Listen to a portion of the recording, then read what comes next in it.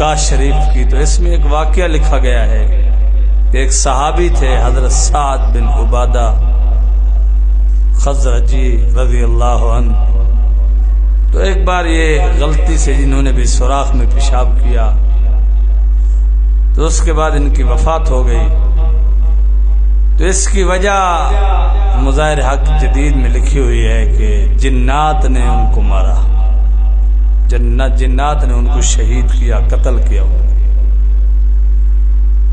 کیونکہ یہ جنات وغیرہ بھی جو ہے یہ ان چھوٹے چھوٹے سوراخوں میں اور ناپاک جگہوں پر، لیٹرینوں میں یہاں رہتے ہیں. تو ایک صحابی کی شہادت ہو گئی اس وجہ سے کہ تھوڑی سی وہ کوتاہی ہوئی تو اس پر جنات نے ان پر حملہ کر کے ان کو شہید کر دیا.